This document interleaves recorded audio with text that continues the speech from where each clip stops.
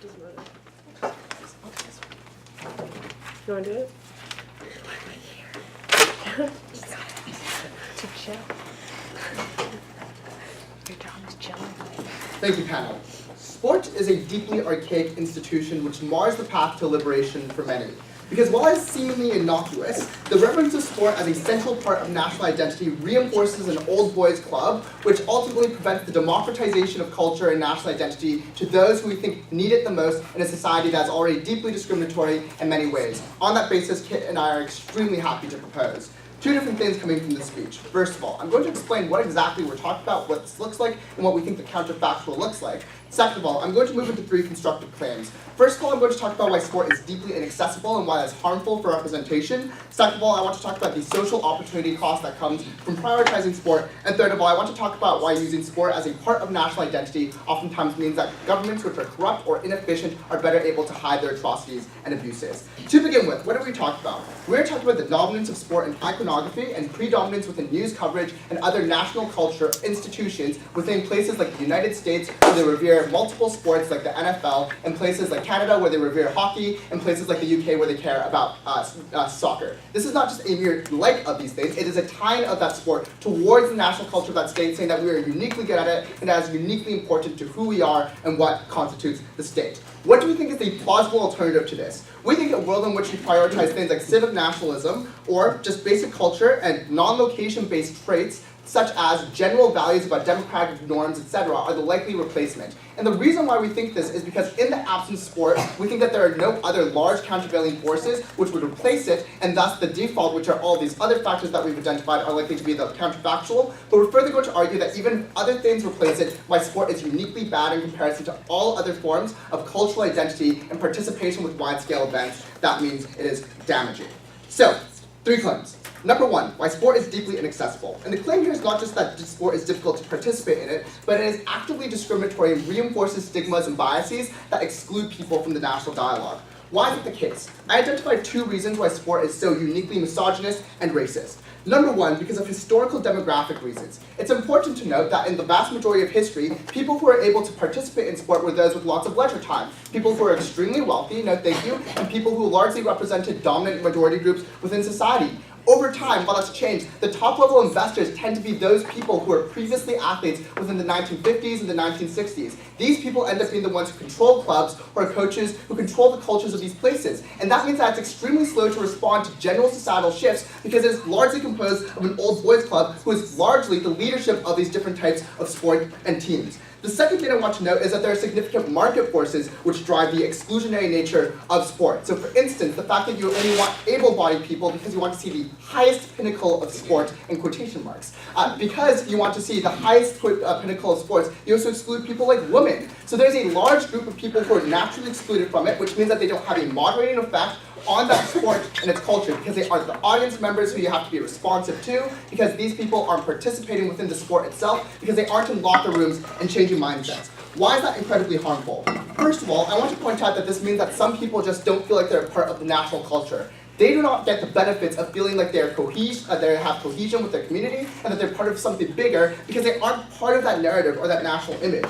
The second thing that I want to say is that it grants a platform to terrible people. It grants a platform to, first of all, athletes who oftentimes do heinous things and are excused on the basis of the fact that they are simply good at the sport. Now we acknowledge anyone who is good at something that is valuable will be excused. The unique problem is, given the demographics of these people and the fact that managers, for instance, don't care about domestic abuse, there isn't internal checks and balances to prevent that kind of activity. So you see people, no thank you, like Floyd Mayweather, who is notorious for having assaulted multiple wives and multiple girlfriends, getting off scot-free from the public because he is a successful boxer and the most successful boxer out there.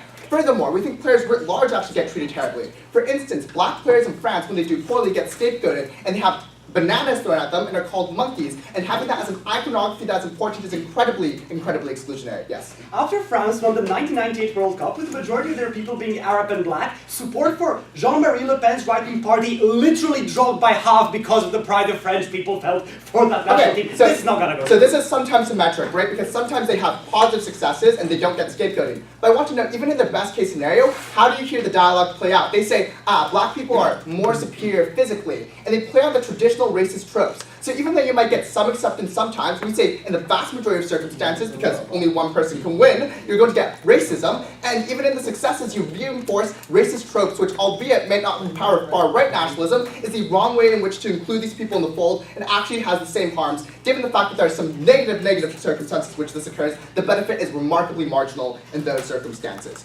Argument number 2, on the social opportunity cost.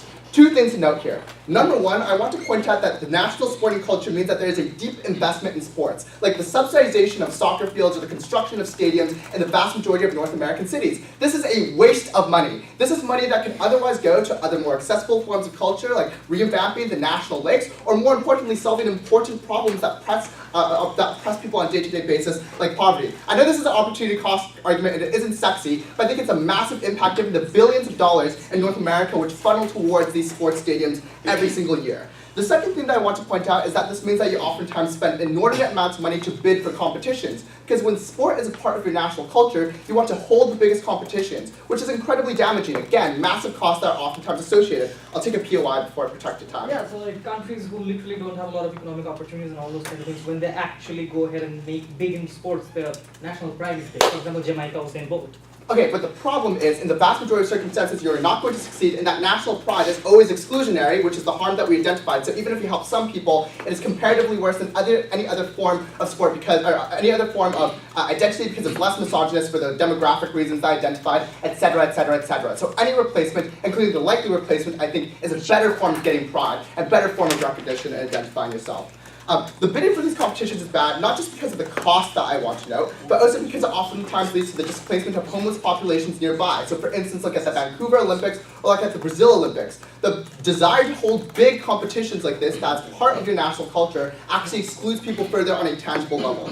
Finally, why does this help to distract populations? On an internal level, your successes mean that you can distract the population from the ills that occur. And this is unique, because countries like Russia use victories in sporting events as a unique way to say that our countries are better than others due to the fact that these sports are competitive and combative, so that they can play on to rhetoric and notions of superiority over other states and strongman nationalism. But second of all, externally abuse gets more difficult to detect, because countries are now judged by how well they do the sport, and that's the main coverage on them. CF, Beijing, where when they hosted it, people stopped talking about their human rights abuses in the direct aftermath. Very proud to propose. Thank you.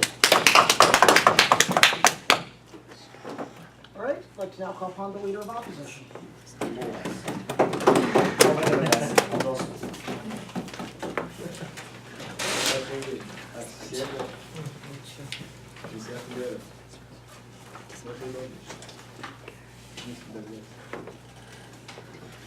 May I begin? Yes. So as proud Croats who have grown up in the culture of sport, we simply cannot explain just to what extent opening government is wrong. Because of that, all of rebuttal will be integrated. Let's start with the idea of identity, whether or not it's accessible, and a few other benefits which I will touch upon. On accessibility, first let's start with demographics. Know that in a lot of countries, the people who bring the greatest sporting successes to that country are very often members of minorities. To the extent to which that happens, they get to co-opt being a part of national pride. That's why I mentioned the example I did. When the French national team won the 1998 World Cup, support for the right-wing party literally went down. Why? Because of a cognitive dissonance mechanism. I take pride in sport. I believe it's part of my identity, which I identify with. If this person, who is a part of a minority community, has managed to create such elation in my psychology, has managed to literally make me happier than I've ever been in the last 4 years, then they have some intrinsic worth. This cognitive dissonance is exactly what makes people challenge the stereotypes that these people, members of minorities, are unable to provide for our society, are unable to participate in our national pride because they're directly opting into what brings us that pride. Note also, if you want to talk about America, the majority of the best basketballers in the United States are black people. People like Michael Jordan, people like Magic Johnson, people who formed the Dream Team of 1992. They all went to be advocates for extremely progressive causes. Successful advocates, which cut across demographic lines. Why? Because people felt pride in them winning the fucking Olympics. So when Magic Johnson came out and said, I'm an advocate for like AIDS relief, and we have to accept these people. A lot of people who are basketball fans, who are usually conservative, listen to him because they were able to empathize with the guy, because they knew his personal story. They read his interviews. He was no longer just a person who has AIDS. He was someone who brought me happiness and who directly made me feel proud because of my national identity. At that point, you're more likely to listen to these people because they bring you happiness. No, this cuts across many countries. The majority of the members of the football team in Germany are Turks. In France, it's the Algerians. In Croatia, it's the Bosnians. Members of minorities who do not necessarily have access to jobs, but this is something they have access to based on pure physical skill. At that point, they manage to break stereotypes for other groups in society. This is something they ignore. They talk about ableism and misogyny. Not, yeah, most of life is unfortunately ableist, but at least in sports we get to have things such as the Paralympics, which is something that nations also take pride in. No, the Croatian national team is very efficient at gathering money and donations for our Paralympians. Why? Because they get to co-opt the narrative. Look, we guys made you so fucking happy when we reached the World Cup final. There are other people who can do the same for you, and you need to divert your attention to them. That attention is exclusively diverted when it's diverted by people whom you trust. Most often not politicians, because people like to bash the state. Most often not people who are perceived as having a liberal bias and trying to change our culture, but people who directly opt into traditional norms. People who wear a cross around their neck when they play games. People who have their hand over their heart when they hear the national anthem. People get a boner when they see that. Therefore, they're more likely to listen to these kinds of people. We also note that, like, yes, society is misogynist, and we completely agree with opening government, but given that they cannot fiat in civic nationalism, and given that other types of nationalism are equally exclusionary, i.e., because the army is perceived as being a men's thing, because B, society is generally misogynist, so most of our stories about national heroes and most of our myths revolve around the men, at least in our world, if you're a smaller country and you don't have many sports to choose from, you're also going to co-opt the women. Not Maria Sharapova in tennis for Russia. Not Tina Maze in skiing for Slovenia. Women get to be national heroines. Women get to hold their hand over their heart when they hear the anthem as well. When people feel that kind of national pride, the same type of stigmatization goes down. This sport is accessible because it cuts over demographic and class lines. Because there are success stories. Luka Modric, who was literally a war child, is now the best footballer in the world. You can identify with that regardless of what class you remember from. He's also a Bosnian, but he brought us happiness. This is the reason why it's far easier to identify. But people get more distracted on their side. We say necessarily, in a lot of countries that identify with sport, these tend to be countries which are fucked up. Countries in which people feel they have no other hope. We say it is a good thing to have a feeling of happiness and a feeling of elation. We said even if you count your days based on when the next game is going to be, that is a coping mechanism to survive from day to day. We said it's also a benefit on our side. But before we move on to talk about like platforming and who do we give a platform to, I'll take a few hours for closing.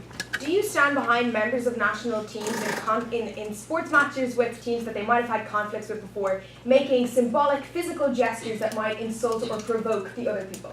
Okay, you just let me move on to my second example. So they said, and that's essentially what you've saying everyone, players make inflammatory remarks and they get away with it because they're nationalists. Note that in many cases this hurts the performance of the teams. So in Croatian player Domagoj Vida shouted out Ukrainian fascist paroles before the World Cup finals in 2018. The entirety of the National Football Association and the fans were very quick to diss him as fascist because they were afraid of his remarks hurting the team and the team being sanctioned exactly because it fit into the narrative of national pride. But we say comparatively, who we do give a platform to are people who can advocate for political change, because sports heroes are seen as bipartisan, people who are not tainted by politics. Therefore, they have the power of agenda setting, not just at home, but also internationally. So when tennis player Novak Djokovic talks about the plight of Serbs in Kosovo, people abroad are going to click on these articles because they're interested in what Novak Djokovic is saying. Then they pressure their governments to take action to reduce the plight of these people. But they also have agenda setting power at home, because people listen to what these sports people have to say, and they consider the issues they consider important to be important as well. This means that necessarily they have the power of agenda setting to get politicians to act on certain issues, because at the end of the day, people are more likely to listen to guys who bring them happiness rather than politicians they're apathetic towards. This also gives you a platform to become a political activist yourself.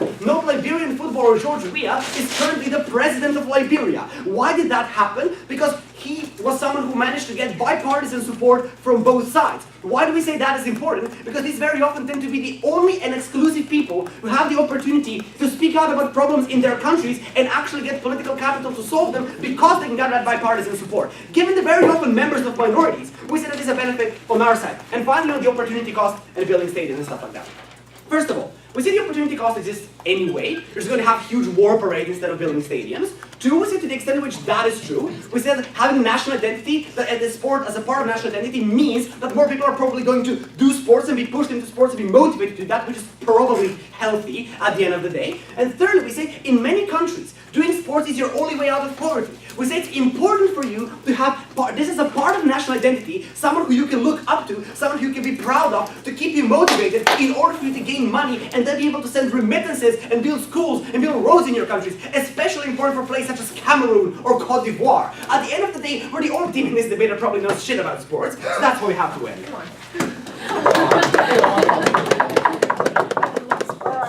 What do you want to do right then? Just brief mention, I realize it's like last round, this is a very fun competition, but people can be a little bit quieter while speakers are speaking. Okay, I'd like to call upon the Deputy Prime Minister.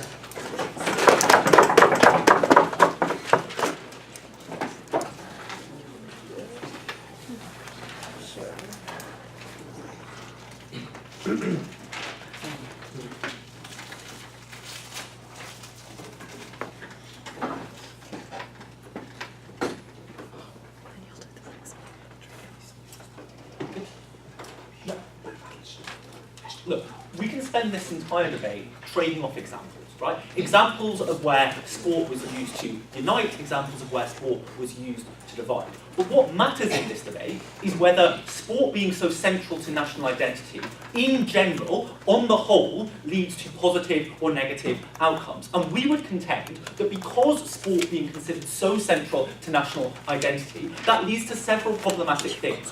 One, it leads to a binary sense of them versus us. Two, it leads to a desire to scapegoat those who don't help the nation. And three, it can be used by repressive governments on the whole to behave badly. So it's not enough for Ting to cite France 98 and ignore the fact that in 2010, the French national team, which failed, was cited as an example by the far right as how integration failed, about how black French players had let the nation down. What he has to do is engage with the analysis Jason gave you rather than trade off examples. I'm going to do two things in my speech. Firstly, I'm going to re-go over the first couple of speeches. I'm responding to attacks on Jason's material and what we heard from Tin, and then I'm going to extend a little bit, talking about how sport uniquely exacerbates and encourages nationalist tension. So let's get into this straight away. Firstly, on the question of accessibility, Jason points out that the way in which sport is central to a national identity isn't always, for the most part, is not celebrating all sports equally.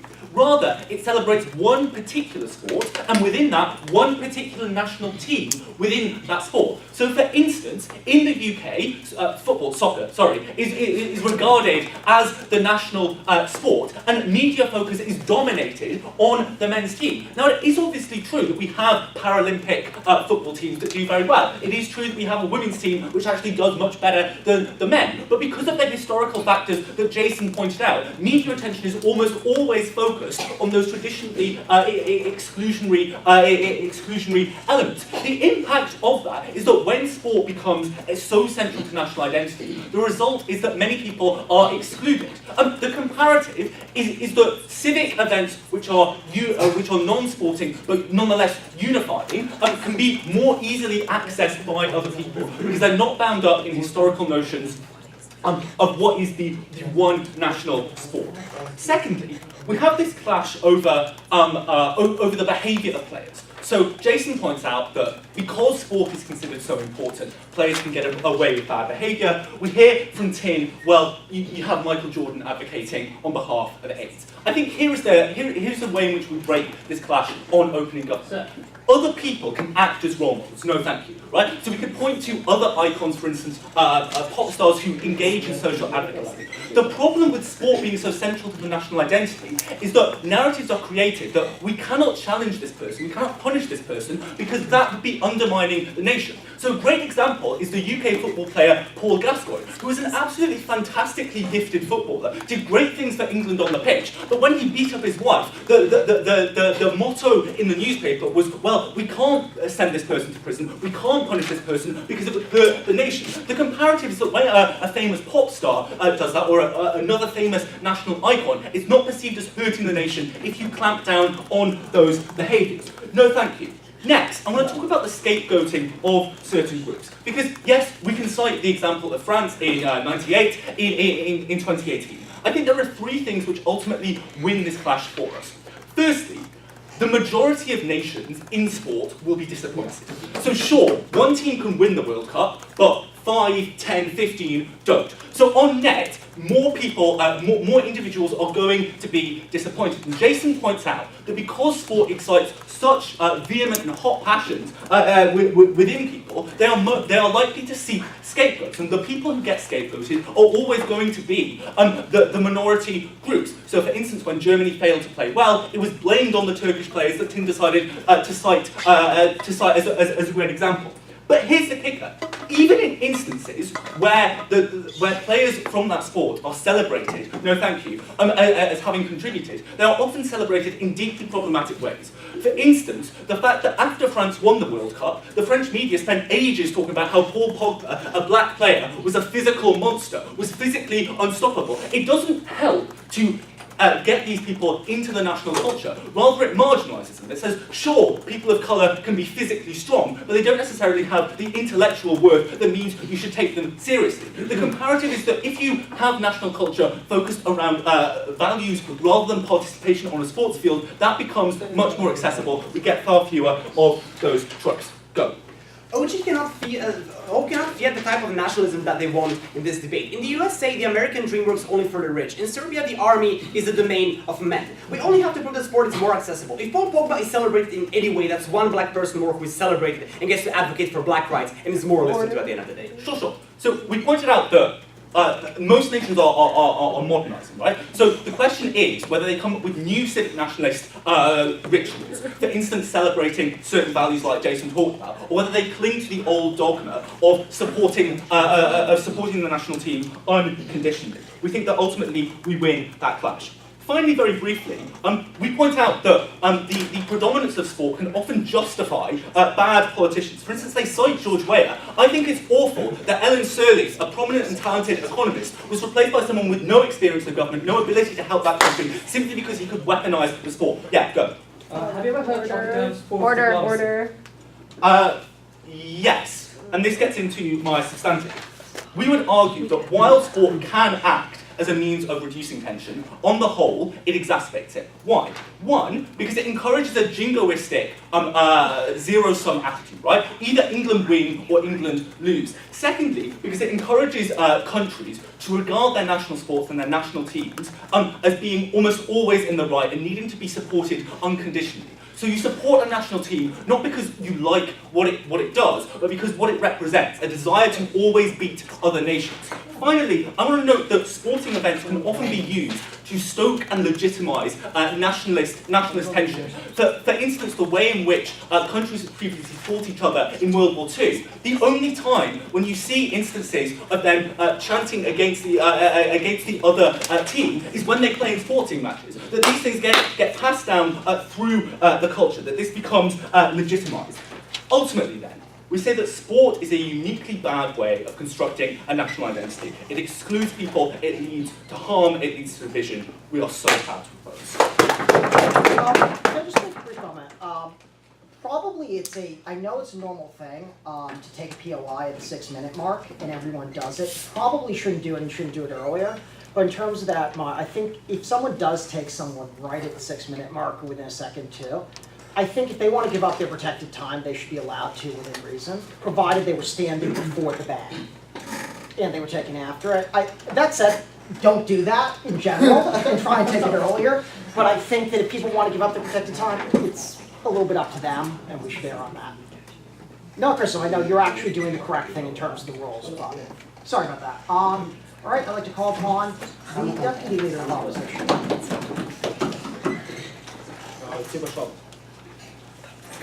Actually,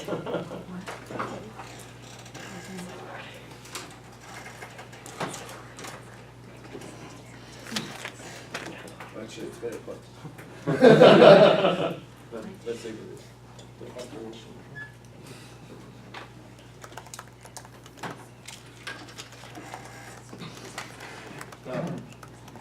Panel, if you can prove that all of the other counterfactual things we have on the universal house in building national identity bring the same harms, but we have exclusive benefits of building identity around sport has some exclusive benefits, then we comparatively win this round. Note that, for example, why did people listen to Colin Kaepernick when he was like bringing attention to all these problems and stuff like that, the social problems that black people face in the United States?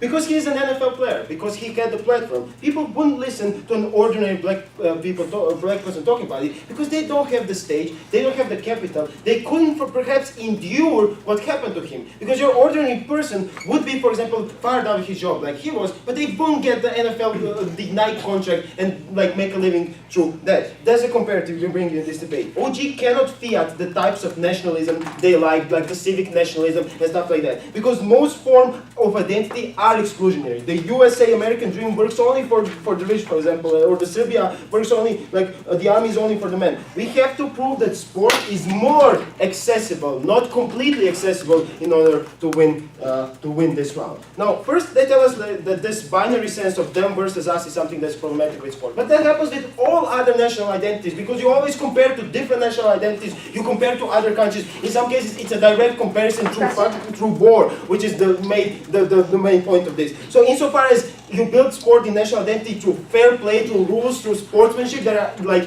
pivotal to like a lot of sports in terms of how FIFA, UEFA, and other associations actually pose their rules and what they value and how they punish you if you don't follow these. If, for example, if you're racist, if your fans are racist, if they chant racist stuff, if your players are racist, this is comparatively better than what they can offer us on their side of the house. This is also true for the French team in, for example, 2010, because generally these people have the stage, they have money, and they have the capital in order to make this change. So insofar as these people were scapegoated, they still pose as someone who has, for example, in the national idea, they have something that minorities are not supposed to have in the view of people who don't like minorities. They have the money, for example, they have something like that. So this is the psychological mechanism that they talk about, they never respond on their side of the house. Let's see, on the idea of media attention and stuff like that, this is probably true for, on male teams. This is probably true for England, but it's not true for other countries. For example, like Lindsey Vonn here being the best here, or countless of other examples that Dean talks about in other countries where they don't have the dominant male team, but the female, for example,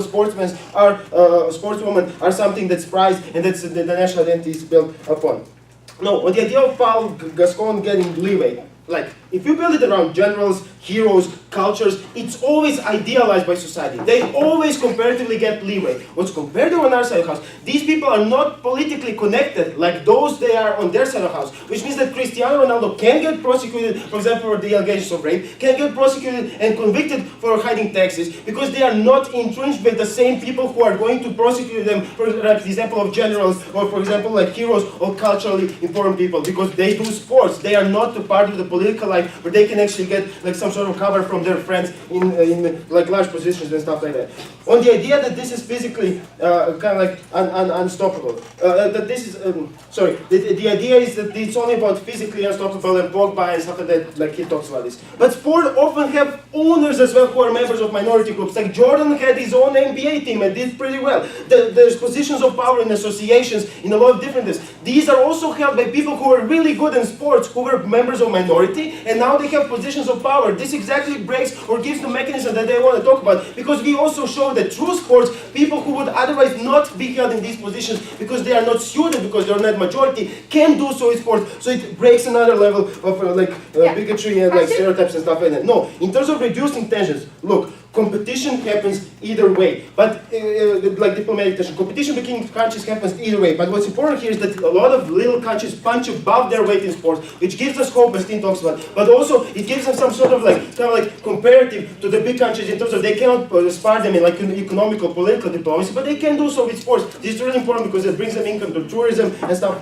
some of the other stuff. In the idea of legitimizing national tensions and stuff like that, sport is First, you also have case of fans bonding, like English and German fans bonding without the idea that they had a war. But the comparative is like the sport is only the indirect channeling of these tensions before. So insofar as we go to their option, which is we don't have sport as the building of the national identity, these tensions are direct versus as indirect in sports when they chant like, ooh, what we did to you in World War II and stuff like that. So that's not comparative. Yeah, go. You don't prove your counterfactual is more likely than one in which Beyonce is the new national icon, and furthermore, in the status quo, Beyonce can fix many of the problems with being a social advocate without carrying the unique demographic harms that we noted that are exclusive towards sport as a national part of our identity. Yes, but you would want Beyonce to be the national icon and something that we build national identity to do, but you don't prove how we get to that. Like, there's no other country in the world that builds like their national identity around like singers and stuff like that. Like, that's simply not true. They do it with other stuff. So, last point of rebuttal on them, the idea of deep investment in sports. First of all, these pay off in terms of public health because you have healthier population, you have less problems like diabetes, being overweight and stuff like that, so it eventually pays off. And the fact about bidding for competition. First of all, competitions happen anyway. So you're going to have Olympics where we have this or not, so you're going to have problems in Vancouver or somewhere else where they're going to have the Olympics, because Olympics are presumably going to happen anyway, even though countries don't like base their national identity on sports and stuff like that. But recognize that countries that do so, the countries that are really corrupt, like the CCP in China, they don't have the national identity built on sport, which means it's not comparative. They would still have to like produce their political power so that no matter that they don't build their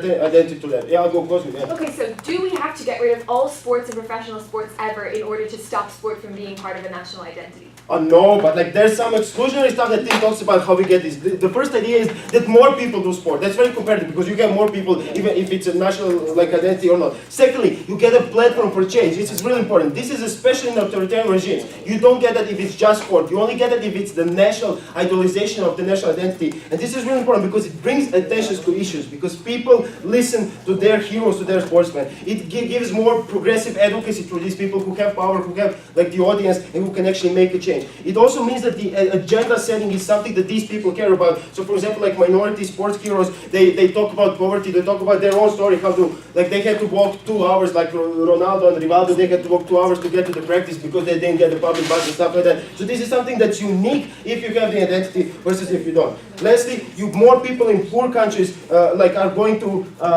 like do sports and stuff like that, and this is the only way of poverty for them in some cases, and this can only happen if you have the idea of the sport being national, so at least they get some sort of investment, they get some sort of opportunities, and overall, like even if a lot of them fail because of injuries, the amount of money you get from the one people succeeding can actually justify the amount of money like these people would lose because they tried football and then they like failed. Very proud of I'd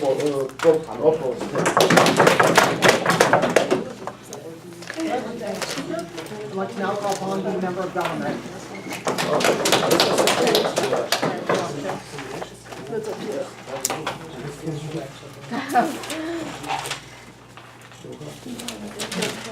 Sure, you can do it. How long is this? That's your turn.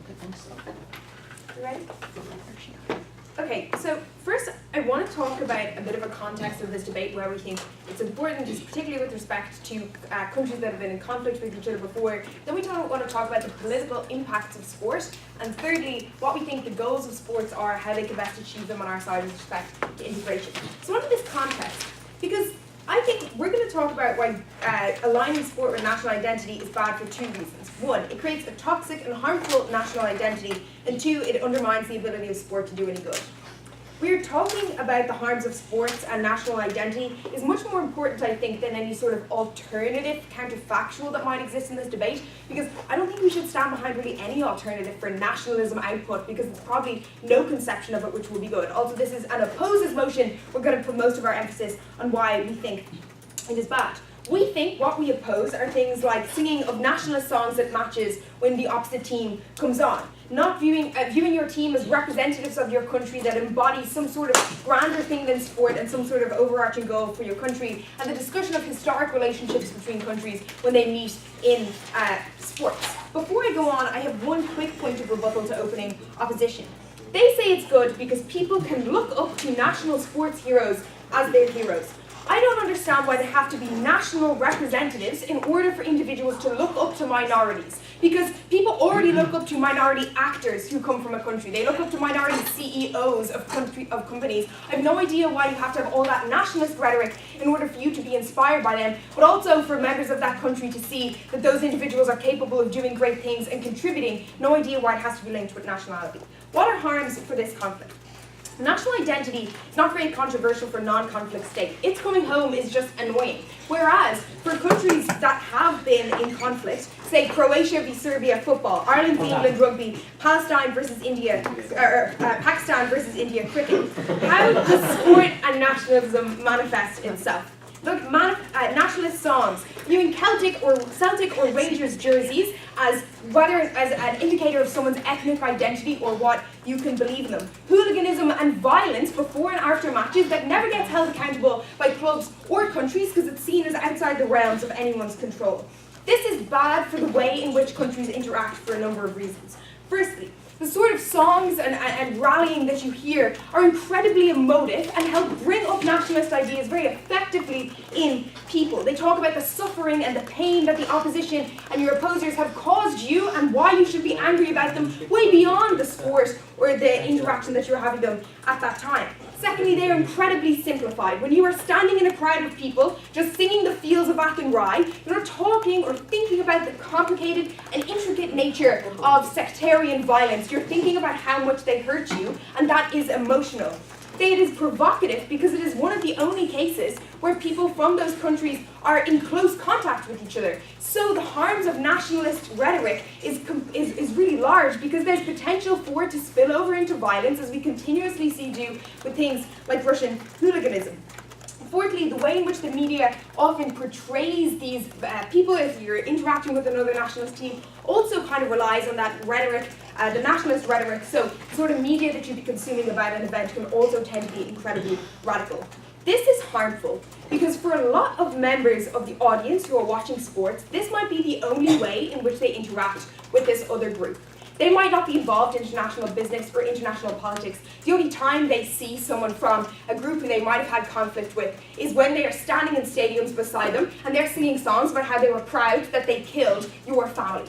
That is an incredibly provocative way for you to understand that relationship. But also, it's one of the most radical and simplified forms we would prefer if it wasn't there. The impact of that is that people are told to feel pride in the simplified and radical nationalist ideas, and that is the worst version of national identity. The impact of that often manifests itself in physical violence and hooliganism, which is a unique feature of sport. Before I go on, closing. Yeah, so international trade and business for diplomacy is something that you can display. In case of international sports, the peace handshake made before a match starts is in itself a display of diplomacy, right? If you see that handshake and then there's also violence outside, it is totally undermined because it looks superficial. Because you're not allowed into a bar wearing a Celtic jersey, I don't follow sports, a Celtic jersey because it's seen as an act of provocation even though it's just your identity. I think those things are much stronger than any sort of the fake diplomacy. What is the political impact of sports? Because, and this is responsive to opening opposition, we don't mind individual successful people speaking about their suffering. When Ronaldo talks about how far he had to walk to get a bus, that's nothing to do with national identity. We support CEOs from developing countries speaking about their lives, minority members of government speaking about their lives, and entertainers, successful actors, singers, whatever, talking about their lived experience. The harm is when sports stars and bodies are seen as representative of a national identity, their reach and the validity of what they're saying expands massively. That means the difference between Radiohead deciding not to play in Israel and the entire Qatari team saying we are not competing against Israel is massive, because one is seen as the actions of an individual or a group of individuals, the other is of the entire nation and the representatives of that country. That is also true of countries who agreed to, say, partake in the Olympics in Russia. It's seen as them affirming the belief in that as a legitimate government because the people who go there, the sports stars, are seen as agreeing and representatives of that country and validating that regime. That is harmful because these are completely unelected people. They're accountable in no capacity and they are one of the most influential people on the world stage with respect to politics and engagement. So I think this is incredibly hurtful when you realise that the political ramifications of this go far beyond anything that anyone else had, so it's not as simple as opening opposition would like you to believe. Finally, on a constructive, what can sport achieve? because we think it can involve interaction between different groups. But that is much more likely to happen when teams are not from the get-go diametrically opposed. They are, there for some specific reason, and it doesn't expand into some overarching international relationship between their two groups. When you don't view the football team or the rugby team you're competing with as representatives of oppressors or people who were antagonistic to you in the past, you don't hear them singing songs about conflict that is incredibly complicated and difficult for you. The impact of that is when you are not carrying that baggage and they're not carrying theirs, it's much more likely that you have some form of reasonable interaction between those groups. That there will be some relationship founded because it doesn't come with all this confusion and all this rhetoric and all this vitriol and emotion. It doesn't come with the violence and the nationalism. That's how sports can do good. When it exists in a realm separate to national identity, it's when it can get through to people. We are happy to live in that world. Please propose.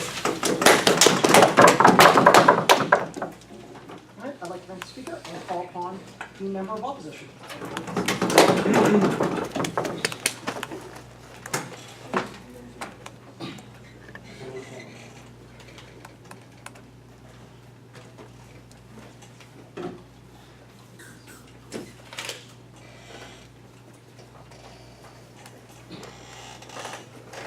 I think as endearing as it is to think that nationalism or politics somehow diminishes sports, we need to remember that sports was largely founded as a way to have a healthier version of nationalistic competition, which is like when the first Olympic Games was about bringing people from like different kingdoms of Greece together so they could compete in these things, and like which would be a healthier expression of the competition between city-states than simply going to war. All right, moving forward, sports as a platform. I think the primary participation in national identity is not essentially in terms of like club football or like in terms of the celebrity given to individual club performances or like NFL players, etc., but more about international competition more than club competition. Sports, I'm going to first talk about sports as a unifier. See, the participation is frequently broad-based. There's been significant and valuable like analysis brought forward, especially by like upper house opposition, about like how there is massive like accessibility where there otherwise would be none in other spheres of like involvement. I'd add to this further by that saying that currently there's a massive focus in countries which does have inaccessibility to say tribal regions or to like ethnicities that have been significantly deprived in the national sports teams, such as in South Africa where like black people were frequently left out by apartheid politics from participating in rugby teams, to reach out to them. So what I'm going to say is it's only going to get better from here on in, where the accessibility thing is improved because that's a national priority, and that's something that even like entire political campaigns are being held on, like in India where we're reaching out to the south, and like Pakistan and reaching out to Balochistan, things like that. Please sit down. All right, understand that that's going to get better, but more importantly, we recognize that there's always going to be some level of participation barriers, things like that. At some level, women's sports will always, this is a long challenge in getting as much funding or as much like participation or being taken as much seriously in as men's sports. However, no matter what the challenges are regarding access, the way sports makes you feel reaches out to everybody. So when India wins in the World Cup, it's the women in India who face massive barriers to like every personal life and lots of misogyny in their daily lives, etc. They are all celebrating and cheering and shouting, which is exactly the same for like minorities in India, which are also like being left out of the public sphere. Same for in Bangladesh, same for like every country in the world. Understand that even if certain groups have problems accessing the participation of sports, the way sports makes them feel is always the same all over. It is the national unifier. It does make them get together. Sit down, please. Understand this. Sports as a good story. Say a characterization of nations, especially nations who are facing severe challenges such as third world nations or nations dealing with global warming, things like, or militarization, things like that. Understand the characterization of the nation in most forms of international media is frequently through its suffering or its failure and its vilification. Take Bangladesh, for example, because that's the example I know best, where the media portrayal is of victimhood of national disasters or of like being victims of global warming or of government corruption or the fact that we're a nation that has like severe problems of autocracy incoming or like misogynistic society. It's a constant stream of bad news. All of that is true. Maybe it's even necessary. Sit down, you're interrupting me. Maybe it's even necessary, but think about what that makes the average Bangladeshi feel. It's a constant portrayal of negativity that induces national level nihilism, self-loathing and denial. And then comes the bright spot.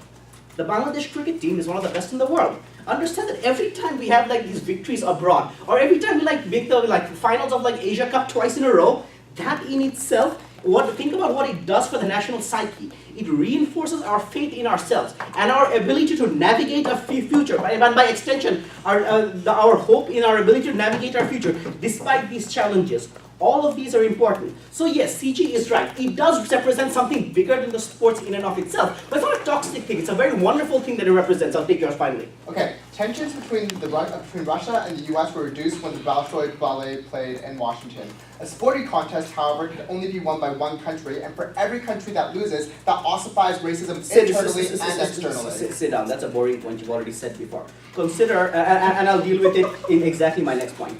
Consider the cost of promoting these sports. Like 0.5% of your GDP goes into the, maybe building up this sport, promoting a sport of the national budget, but the benefits in unity and hope are significantly greater. And now I address the POI. See, it crosses borders. India, Pakistan, their cricket has massive diffusing effect on the jingoistic tension, which is to say, a lot of the emotions that would have otherwise resulted in demanding hardline positions from their politicians on the border are released in in the sporting arena. Understand that these it would have otherwise spilled into support for greater or more hardline actions, whenever there's a border conflict and things like that. This jingoistic tension is diffused, but more importantly, countries have to communicate with each other and coordinate in order to host these events, which leads to greater levels of cooperation and reason to talk to each other. These are important, and these are very true in terms of football. For example, countries that have recently been at war in Africa, such as the CAR, or Nigeria, Sudan, Zaire, and all of these. And this is goes back to my initial example about the first Olympic Games.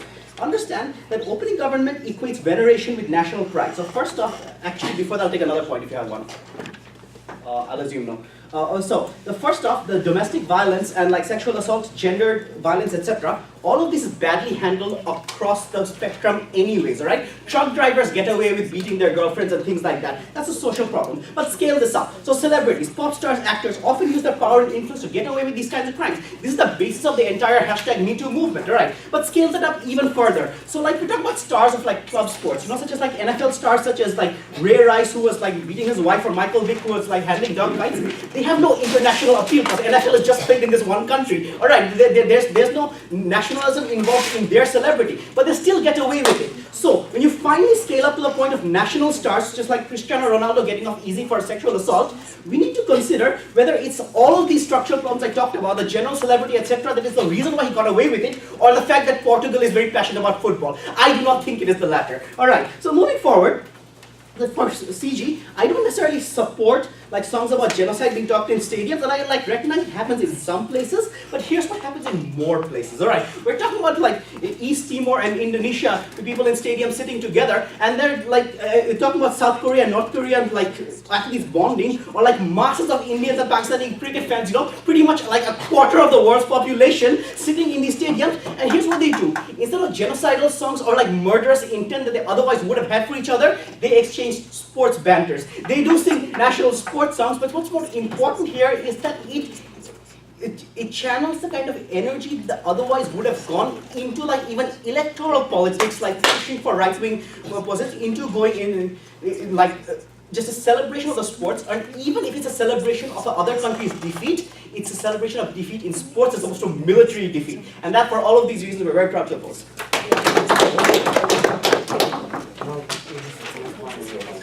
Alright, I'd like to thank the speaker and call upon the government whip. That's it. Here.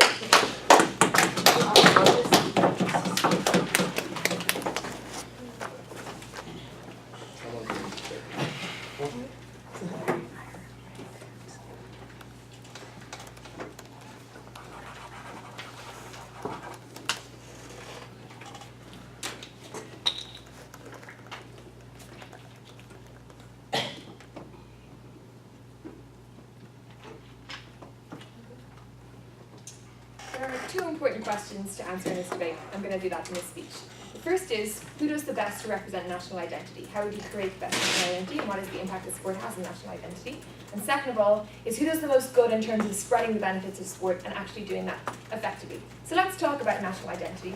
First of all, I'd just like to flag something. The only response that we get from CO, in terms of our extension, is to say that we are incorrect that people sing songs about genocide. In fact, they just sit in stadiums and have sports banter. That is untrue, right? It is just categorically true that hooliganism, riots, songs about genocide are sung in so many situations. Irish people still sing them so many years after the Troubles happened, so many years after tensions have gone down in Ireland. There are so many post-conflict states that like genuinely do emphasise the clashes between those countries in terms of refusing to compete against teams or showing up and compete against teams and causing problems. Like, sports hooliganism exists without national identity, but it is specifically harmful in the context of national identity because it brings up the incidents that happen in national identity and specifically uses phrases, songs, chants that existed in times when people genuinely did want to kill other people on the other side from them. And that rhetoric, that language is still the exact same language that is used 100 years later, 50 years later, by people who genuinely do enjoy and participate fully in those particular chants.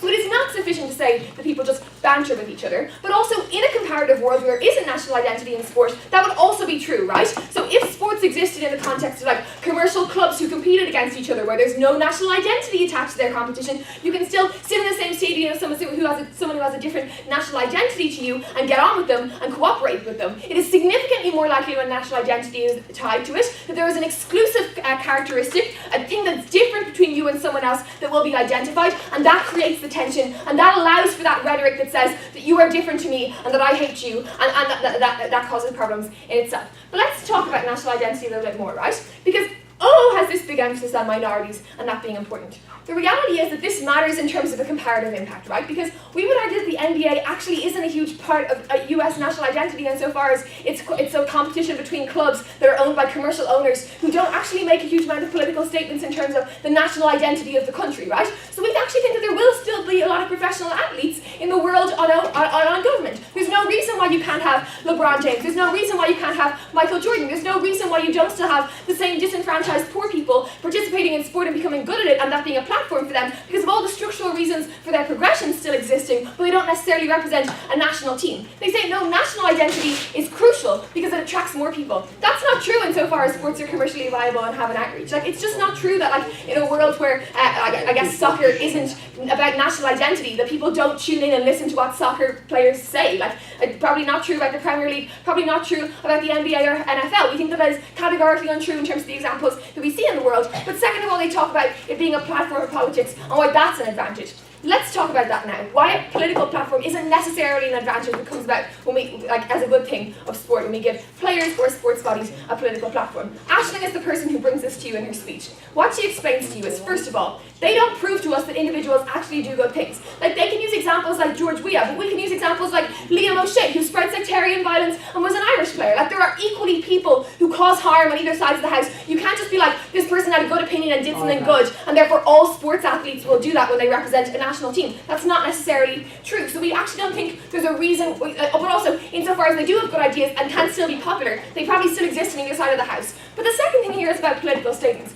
because Aisling explains to you two things. First of all, you are giving these sports bodies and sports players disproportionate power. They are representing your country. They are not elected representatives. They can decide who they want to compete against, what comments they want to make about other players, what they want to say on the air, etc., and they are doing that on behalf of your country when you have literally given them no power to do that. They are given a disproportionate power in terms of the political statements that they can make. And that's bad, because it means that things like when we send people to Russia or we send people to Brazil to like ignore people in favelas, that looks like a political statement on the part of the country and neutralizes people to those political statements. So that has a lot of implications. First of all, because the decisions that are being made are not being made in a democratic way, but are disproportionately given weight because they are being made by somebody representing your country itself. But secondly of all, because they make those decisions with sporting interests, and those things end up having national interest or having a national implication, and that is disproportionately disadvantages voters and people from that country. And Aisling finally explains to you that the most important place for this debate, the place where this debate is most important, because it's the place where national identity is most represented and most proudly represented in terms of sport, is where there is post-conflict tensions, or where there is tension between countries specifically. What that does, I'll take in a second now, what that does is it reignites tension. It makes people go back and hark back to their former days or whatever. It induces violence, it induces hooliganism. But as Aisling explains to you, it actually does that with a group of people who genuinely don't interact with politics in a hugely other important way. So what that actually does is, these hooligans are actually significantly more involved in a way more extreme version of their nationalism than they would otherwise be in any other particular scenario? Yeah, go. The Serbs and we had genocide between us. When Serbian tourists come to Split, they get thrown into the sea anyway. However, when Serbians try to Conan Andrić scores goals for Dinamo Zagreb, and Dinamo is the symbol of Croatian pride, that's where the mechanism of cognitive dissonance, which nobody touches from our side, comes into play. That's an exclusive mechanism of reconciliation only sports has, amplified by the political capital. So your cognitive dissonance point can exist on either side of the house insofar as somebody from another country can be successful in your country at a sport that you enjoy, right? So that's why it has been dealt with by us in the point that I literally just mentioned. But also you can't just be like, oh, it's fine between us because we hate each other anyway. That's not an answer to what we've just said. What we said is that what you do is you stoke up post-conflict tensions in groups that significantly interact with this, like hooliganism and post-conflict tension exclusively, and that means that people in that country believe those things, and also you have more tension and more danger at these places. Let's talk, right, about who does the most good. This is going to respond to some of the stuff we hear from CEO about unifiers, right? Because this is, again, a thing that's comparative, because you can have unifying effects in the NBA, in the NFL, in the Premier League, in the IPL. Those things still exist, right? But importantly, what happens is, that, like, what we do is we support access to sport. Access to sport can still be a national priority on our side of the house. There just doesn't have to be a national team. They give us no reasons why governments wouldn't want to back people getting involved in sport generally, given that it has health benefits, or given that it is good for people and communities to be able, like, to break down tensions, for example, in that country itself, or to create, I guess, broader community priorities. But also we think generally communities have priorities to create clubs and a sense of community and compete against other people. So that conversation we still think still happens even if national governments don't back sport at grassroots areas. That grassroots sport still exists on the ground in those countries, which is what CEO's benefit is. But finally, and OG doesn't do this very well, because they say there's an exclusive element and you have to exclude someone. They don't quite get to it. The reality is when you make a national image, it does have to be exclusive. And CEO has to stand over the idea that there will be people who are excluded from this. We would prefer clubs. We would prefer cooperation on the ground. We would prefer a commercial mechanism that means that sport is an interactive thing that isn't based specifically on a national identity, but literally anything else. And we think that that does lead to all the impacts that CEOs say they have, all those positive impacts. Therefore, thank you.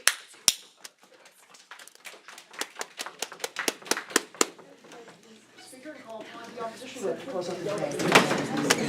Round robin, part of the round robin.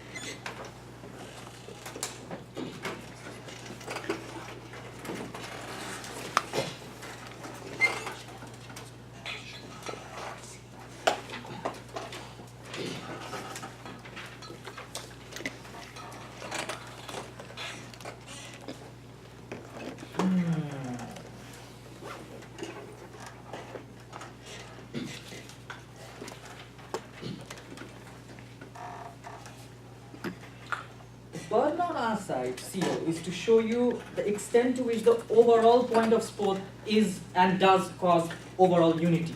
And the fact that in vice versa, there is an ability for any team to go ahead and show that yes, there might be some extent to which there might be some problems existing. But if we can overall show that beyond the conflict which you talk about, there's an existing sense of nationalism or unity which comes into existence, I think we can safely take the debate home. Why do we say so? Because ultimately understand, when you talk about conflicts in sports or hooliganism, I think there are more people dying due to club fights than in terms of national sports fights. It might be due to the fact that yes, maybe the number of club matches taking place is more, but basically because of the fact that the club rhetorics can be as toxic, as horrible, and therefore it can be a case against sports as a whole. What do we say in case of specific existence of national sports? We say that in case of national sports, the exclusive benefits are that just like the presence of another country's product on your shelf is a sign of diplomacy, similarly, another country's national team coming up and playing in your land is exactly the sign of diplomacy. And that's something that has been spoken of since the whole bench, and especially from my side, and that's something that they did not engage to, and those particular nuances and symbolism is something that's exclusively important. The fact that in case of Greek, and first example that my first speaker's speech started with, the fact that individual states would come up and play in a commonality of sport, that in itself was a sign of peace or a sign of acceptance of the other country in our own land. Yes, maybe yes, you can say that is there a sign of hooliganism, or the fact that yes, maybe they go ahead and sing certain sort of rhetoric, but at the same time, on the same breath, we say that that might be a cherry pick example. At the same time, we can cherry pick on the other side. Sit down, thank you, sir. Or we can cherry pick on the other side, saying that they just chant national anthem, or they just chant sporting banters. So we can call a stalemate over there. But at the same time, we can say the existence and presence of national sports from one country to another, and the fact that Indian sports team plays in Pakistan in itself is a sign of diplomacy and existence of tolerance, which otherwise doesn't exist in case of absence of national sports. No, thank you. We think this is an exclusive benefit which we have from national sports and which we do not otherwise have. We think in case of other forms of diplomacy, sit down now, there is no way to display in front of the world that yes, we are collaborative or we are there together. I think, ladies and gentlemen, sports diplomacy is a specific type of diplomacy which can be displayed in front of the world, displayed in front of your own nation in terms of the fact that yes, look, we are working together, we are playing together, most probably there is a sign of peace. In other forms of diplomacy, you know, the alternatives that are out there, there is no way to go ahead and say that, okay, there is some billions of dollars of trade taking place, people read them then forget. Maybe the images that exist and that those are drawn through sports diplomacy are unique and unique to national unity, and in case of other cases, international diplomacy as well. Secondly, we think the fact that you go ahead and understand the sports and the sensitivity related to it. No, thank you, ma'am. The sports and sensitivity related to it. We think while CG and OG like consistently tries to tell us that, you know, at the end of the day, there are certain extent to which there are better things that can be done in order to help. So which means in comparison, when you have, you know, OG came up and said that in comparison, you can have social identity factors, culture and all those kind of things. We think that we consistently said that those alternatives can have something significantly more harmful. And those particular aspect of how alternatives can be significantly more harmful, which means border conflicts, which means much more higher expenditure on military, is not something that OG could answer, neither could CG. We think the absence of this alternative, which they say is only positive, and why would it only be positive, brings us to the point that it can be positive or negative. In that case, we can conclude the fact that yes, given there is a chance of positive or negative, and sports which is literally harmless, we would rather trade off and accept the fact that we would rather go for sports instead of going for all those uncertainty, what that entire bantering would go towards, or what the entire point is of those alternatives which might be harmful or positive. I think it's rather in most cases the controlled violence or controlled aggression in case of sports is rather positive in terms of the nature of the sense of controlled aggression that you can show towards the other team on field is significantly better in terms of uniting and other senses, yes. So if who we play matches against is a sign of our diplomacy, why is it good that it is unelected sporting bodies that are making grand gestures on our diplomacy? What's wrong with that? I mean, the fact that every single point of time when there is a representative of your own country going ahead and sit down now, a representative of your own country going ahead and playing in other countries, it's not something that inherently has to be elected or has to be selected. The point what I'm trying to say is that the plethora of benefits which we have been able to show, which by intention is the fact that we include minorities and we include all those other groups of people. And the fact that these individuals, yes, at some point get too powerful, but we have been able to show that this power is equally for good and bad. But secondly, ladies and gentlemen, we have seen how significantly in most cases this power can be used and has been used for good. In extensive of the fact that national governments can go ahead and ask the sporting team to create a sense of nationality, nationalism, accept and make them pursue certain amount of good deeds is something that has not been rebutted by any of the sides of the house. We think that's exclusively something that still stands from both the sides of OO and CO. We think, ladies and gentlemen, at the end of the day, the ability of sports to include certain groups and then show that we are part of a common national fabric. We think nationalism is not a nice thing, but it's a nice artifact which at the end of the day ensures that we are one and therefore we can pursue a common interest. In the case of the fact that, yes, we are giving certain amount of more subsidy to the tribal areas, that's not something that you can literally show. But when you include a tribal person in your national team, it literally tells the world that yes, we are inclusive and we are into one thread. The display is significantly more important, and that's what we are constantly banking upon. Yes. Sport fills the niche of entertainment-based national identity, which means stuff like pop music is a likely alternative, which is more plausible than your simple assertion of border conflicts. But we told you that the benefit is that comparatively it is less exclusive based on the demographic reasons. I think the point of like pop music is simply stupid because of the fact that when you talk about Beyonce, you don't say Beyonce USA, you just say Beyonce. The idea of a national individualism and individual name is significantly more important and takes precedence over nation. So the representation of Beyonce is not as extent to which Team USA representing somewhere else or does not show as much of a diplomacy. The fact that you go ahead and show that a minority goes ahead and is part of a nationally endorsed team is in itself display of inclusion which otherwise you can't, which otherwise you do not have an ability to display in front of the world and in front of your nation to show that yes, we are one. We think, ladies and gentlemen, this is a unique place where, which in other cases, even if you go ahead and try to set up a university or whatever in case of minority areas, this is not something that takes place as much of a precedence. In case of creating stars out of minority for national causes, which directly impacts the psychology of the people, especially in case of poor countries who literally do not have any other way of feeling good other than sports. Thank you.